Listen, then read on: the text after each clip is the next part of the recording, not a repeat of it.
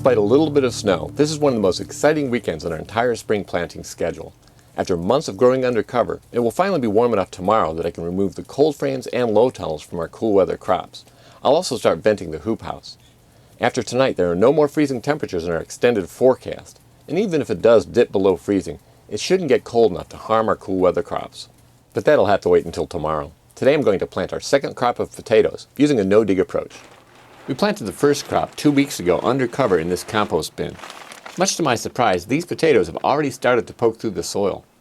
We'll keep the cover on for a few more weeks to bring about an early harvest, but we'll be careful to vent if the soil temp gets above 60 to 65 degrees Fahrenheit, which is the optimal range for tuber formation. With our early season potatoes progressing nicely under cover, it's now time to plant potatoes without cover. We typically start potatoes without protection about 3 weeks before the last frost. Our last frost is less than 3 weeks away, so now is the perfect time to plant these Purple Viking seed potatoes. We grew Purple Vikings for the first time last year and fell in love with them. Their striking purple skin, fluffy smooth texture, and buttery taste make them one of our favorite potatoes. Some of the seed potatoes we ordered this year were quite large, so a few days ago I cut those that were much larger than a golf ball into halves or thirds, with at least a couple of eyes on each piece. Then I laid them out on paper to dry at room temperature before planting. Because the soil is inches below the top of the bed, I can easily use my preferred no-dig method, where I lay the potatoes out on the soil surface, cover them with a little burma compost and sand, and then mulch the bed with leaves. Straw would probably be a better mulch, but we don't have a free local resource of straw. I lay the seed potatoes out on the soil about 8 to 10 inches apart, with the side with the most eyes facing up.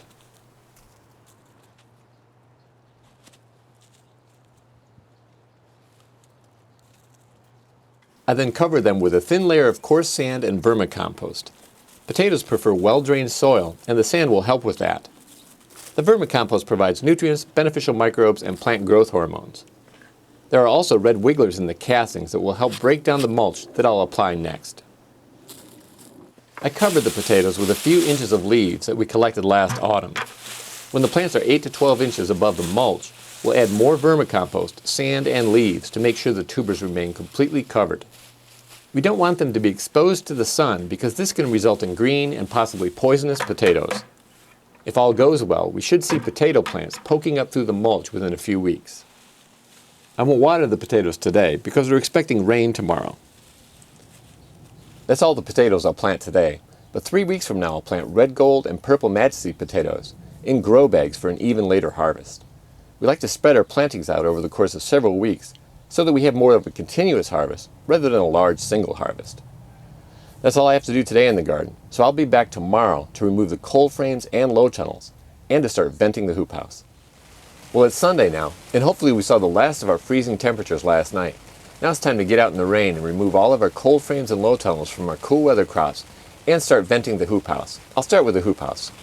To begin venting the hoop house, I first remove the 1x2s that secure the plastic to the bottom of the southern sidewall. I then remove one 1x2 from each end wall.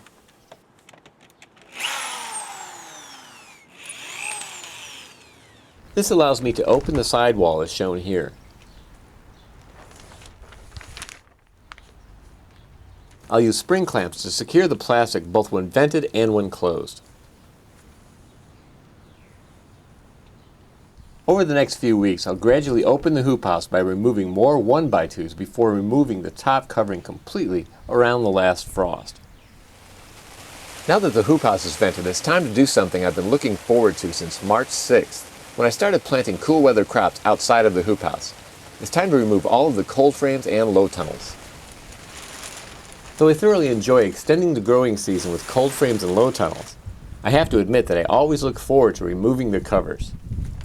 Yes, it's partly because I'll have less work to do. Mother Nature will take care of most of the watering for us now, and we won't have to make trips out to the garden early in the morning to open cold frames or in the evening to close them. But I really look forward to this time of year because I know the garden is about to explode with growth, and it will only be a matter of weeks before we're transplanting tomatoes and peppers, and spring planting will be complete. To learn more about our spring planting schedule, please see this link or the link in the description. This playlist includes an overview of our entire spring planting schedule, plus videos for each planting.